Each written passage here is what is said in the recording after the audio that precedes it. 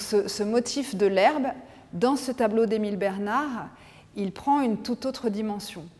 C'est un motif qui m'a vraiment intéressée quand je suis arrivée à Orsay, que donc j'ai un peu envisagé comme ce grand musée où l'on pouvait suivre les pistes de l'herbe. Dans ce tableau, c'est tout autre chose qui était en fait traité 15 ans avant, parce que là c'est un tableau de 1888, par Monet dans les coquelicots, comme une sensation qui appelait un enfouissement. Il y avait la sensualité de l'herbe, une idée de la liberté aussi, quelque chose de très aérien.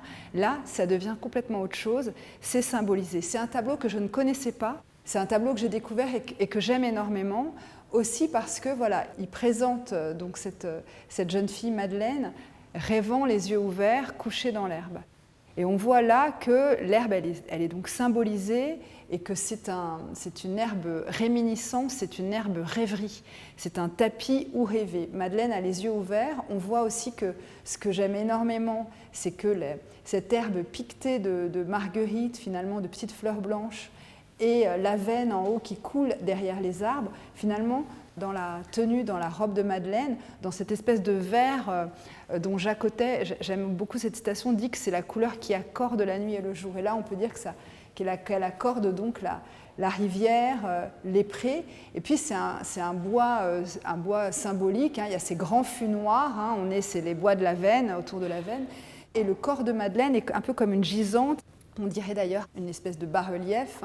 Elle est cernée de noir. Et son visage est très clair, elle a ses grands yeux ouverts qui font écho à sa robe. Et pour moi, ça prolonge totalement le geste de Monet. On passe de la sensualité à quelque chose de plus symbolique, plus intérieur, qui est totalement cette histoire de rêverie, de mémoire. Et on voit que la nature, là, contamine totalement la robe de Madeleine, qui est d'ailleurs la sœur du peintre. Et Madeleine, je me suis pas mal intéressée à elle pendant que j'étais justement ces années à Orsay. En fait, voilà, tous les garçons de la bande, Sérusier, etc., Gauguin, étaient tous amoureux d'elle. Et la représenter au Bois d'Amour, c'est aussi représenter cette jeune femme en proie finalement aussi à ses pensées amoureuses, ses pensées sentimentales. Et finalement, ça abolit aussi ces grands fûts noirs un peu sévères. Pour moi, ce tableau-là, il vient achever aussi cette espèce de piste de l'herbe. On voit que c'est presque la représentation finalement aussi du grand bas du tableau, cette espèce d'axe horizontal qui vient faire opposition à ces grands fûts verticaux.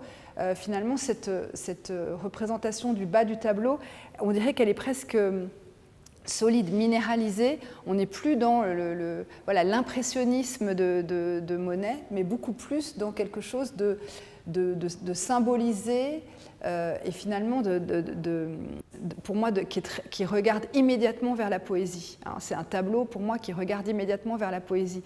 Et je trouve que à Orsay, ça m'a beaucoup touchée aussi de mettre en relation toujours finalement les gestes des peintres et puis ce qui était des ouvertures vers le poème. Et pour moi, Madeleine au Bois d'Amour, c'est une espèce de fenêtre extraordinaire sur ce qu'est un poème. C'est un tableau qui, pour ça, je trouve, m'émeut énormément, avec aussi, évidemment, la position de la main, quelque chose d'extrêmement abandonné et de rêveur. Et voilà, et pour moi, ça ouvre vers autre chose, une espèce d'au-delà de la peinture. Et voilà, je trouvais que c'était intéressant aussi de montrer ce tableau.